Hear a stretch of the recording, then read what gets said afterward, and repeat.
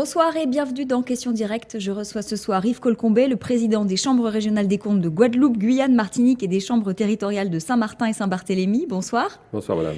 Alors vous êtes le gendarme des comptes publics et est-ce qu'on peut considérer qu'en Guadeloupe, l'argent public profite vraiment au public ? Vous posez une très grande question qui est à l'origine de la création des juridictions financières. C'est une question qui est vieille comme l'apparition de la démocratie et même vieille comme l'apparition des comptes publics. Donc c'est très ancien comme question. Enfin, c'est une question de fond.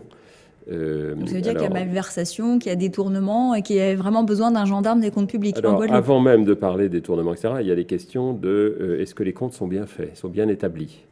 Et ça, c'est une progression. C'est un processus qui est en progression constante. Les juridictions financières elles-mêmes ont progressé dans ce travail. Les lois, les règlements ont progressé pour établir des normes pour que les comptes reflètent le plus possible la situation exacte d'une collectivité. Est-ce que c'est le cas en Guadeloupe? On ne peut pas vraiment, on peut pas le dire. C'est difficile de généraliser. Certaines collectivités sont correctement gérées. Oui, d'ailleurs, il y a 13 communes qui sont saines. Les autres sont en situation soit fragile, dégradée ou carrément critique, comme Saint-Louis de Marie-Galante ou Terre de Haut. Alors, est-ce qu'il y a un espoir, d'ailleurs, que ces communes puissent un jour retrouver une situation financière saine et une capacité d'investissement ? Alors, cela dépend du degré où elles sont rendues dans la dégradation des comptes.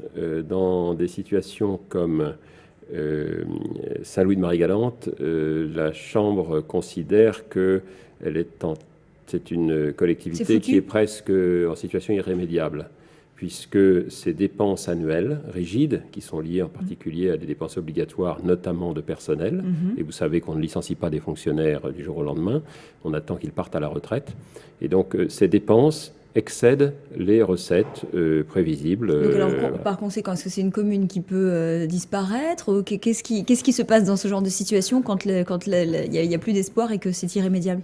Eh bien, les collectivités en France, en tout cas, ne peuvent pas se mettre en faillite. C'est une règle comme cela, enfin, qui existe aujourd'hui, ça pourrait changer peut-être un jour, mais une entreprise, elle peut disparaître ou elle peut se mettre en faillite, et à ce moment-là, on refait les comptes et il y a des remises de dettes où on sort, on met des plans de redressement, et puis il y a aussi malheureusement quelquefois des plans de licenciement. Dans une collectivité, ce n'est pas possible.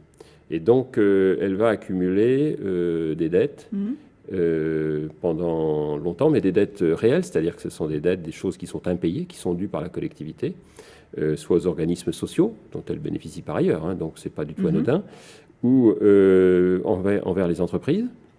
C'est évidemment, après, on trouve de moins en moins d'entreprises qui veulent bien travailler parce qu'elles ont de moins en moins de chances d'être payées. Bien sûr. Ou alors, si elles acceptent de le faire, elles mettent les prix très hauts, puisqu'elles ont un risque. Et si elles veulent se faire refinancer par les banques vont leur faire payer cher ce risque.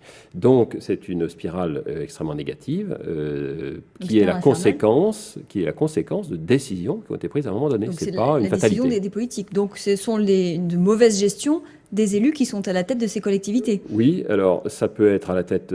C'est souvent, malheureusement, des décisions qui remontent à un certain temps.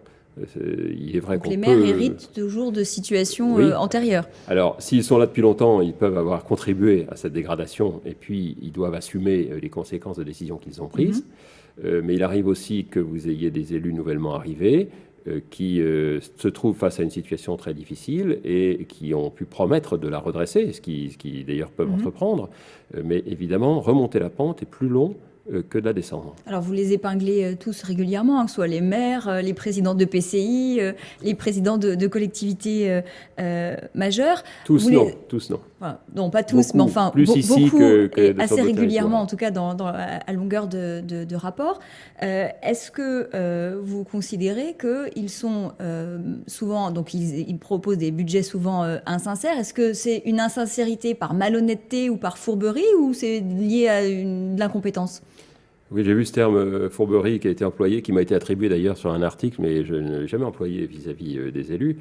Je ne vois pas ça comme ça. Il peut y avoir des insincérités par des questions de compétences insuffisantes dans les administrations des collectivités, ce qui existe. Mais il y a aussi, c'est vrai, des insincérités qui peuvent être volontaires. On ne déclare pas un risque, par exemple, dont on sait qu'il va apparaître.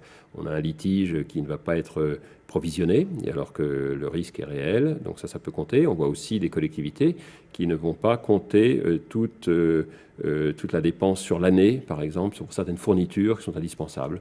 On l'a vu sur des fournitures d'eau, par exemple, des fournitures d'eau en gros. Vous avez des collectivités qui ne comptent que 3 trimestres sur 4 pour permettre d'équilibrer leurs comptes. C'est une insincérité très, très importante.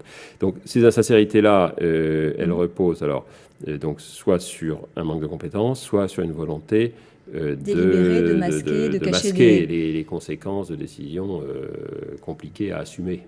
Alors, aux difficultés des communes dont on a évoqué, s'ajoute maintenant celle des intercommunalités. Est-ce que les EPCI, finalement, en Guadeloupe, ne constituent pas un échelon de trop ? Alors, vous posez une question qui est générale pour la France. On peut considérer, et là je m'avance un petit peu parce que je vais un peu commenter le dispositif législatif, mais on sent que le processus n'est pas vraiment complètement stabilisé. C'est-à-dire que les communes doivent abandonner des compétences, mais dans des conditions compliquées. On a vu que ça n'a pas toujours été très bien géré. Très bien géré, et ça demande, au contraire, de ce que nous voyons ici, une grande rigueur dans la comptabilité. Et comme aujourd'hui, ce qui fait défaut aux collectivités. Voilà, et quand vous avez une collectivité qui ne sait pas quel est son patrimoine, qui ne sait pas, qui n'a pas amorti, ou qui ne sait pas où elle en est dans l'amortissement, par exemple, de biens, comme une station d'épuration, si elle s'occupe d'eau, comme des bâtiments qui sont plus ou moins entretenus, etc. Lorsqu'elle doit transférer ses biens en association avec un transfert de compétences, elle ne sait pas chiffrer. Et l'EPCI lui-même ne sait pas. C'est comme ça que les EPCI se sont retrouvés dans des difficultés aujourd'hui majeures. Et donc, la création des EPCI, enfin, le dispositif français, finalement, il est pas mal fait forcément dans sa conception, mais les sanctions sont beaucoup trop faibles. Je ne parle pas de sanctions, comment dire, pour punir les gens, mais ça fonctionne difficilement. Mais oui, c'est-à-dire que les garde-fous sont faibles. Les garde-fous sont faibles. Nous faisons les comptes derrière. Nous allons pouvoir dire ça, nous pouvons le chiffrer, ça, nous ne pouvons pas le chiffrer. Mais tout ce qui aurait dû être fait avant, comme travail préparatoire, si ça n'a pas été fait, c'est très difficile de revenir des années plus tard pour comprendre comment, qui a financé quoi, etc. Et aujourd'hui, le dispositif législatif et réglementaire est insuffisant pour forcer les collectivités à être rigoureuses. Autre conséquence aussi de la création de ces EPCI, c'est qu'on a finalement créé aussi des emplois et des agents territoriaux en plus. Finalement, ça revient encore à être une charge et des coûts supplémentaires. Ça, c'est un dévoiement du système, parce que ce n'est pas du tout l'objectif. L'objectif, c'est que... Mais c'est quand même une réalité dans la plupart des c'est le choix qui a été fait. Alors, sachant que ce sont aussi des agents qui touchent les 40%. Oui, tout à fait. C'est-à-dire que les agents publics dans les collectivités, au moins pour les titulaires, bénéficient de la surrémunération qui renchérit le coût.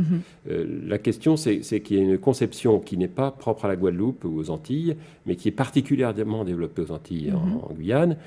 C'est qu'on ne regarde pas l'emploi public comme un emploi pour produire un service, mais comme une rente qu'on va attribuer. Et même dans la population, l'idée qu'au fond, enfin, on a décroché un emploi public, ça y est, on est sauf pour la vie. La question, c'est qu'est-ce que l'on produit ? Et puis bien rémunéré avec les 40%. D'ailleurs, vous pensez que les 40%, on pourra un jour y toucher ?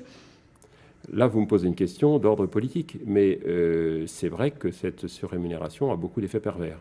Elle a été pervertie aussi, puisque c'était au départ une mesure destinée à compenser l'éloignement.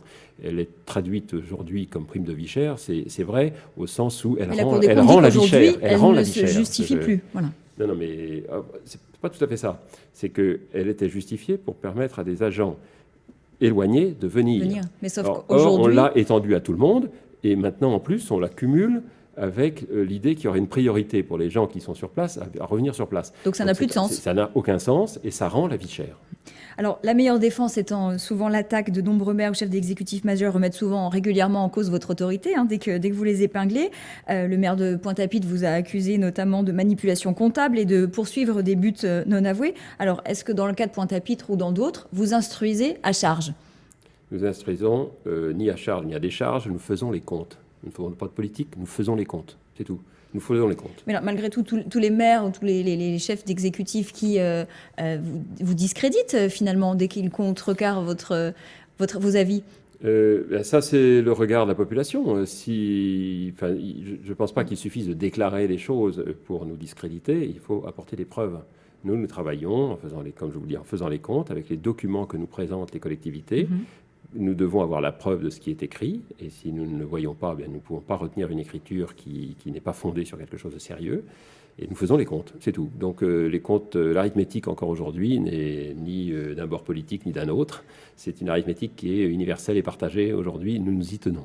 Merci beaucoup Yves Colcombet d'être venu participer à Questions Directes ce soir. Restez sur ATV Guadeloupe, l'information continue avec le journal de la rédaction d'ATV. Bonne soirée.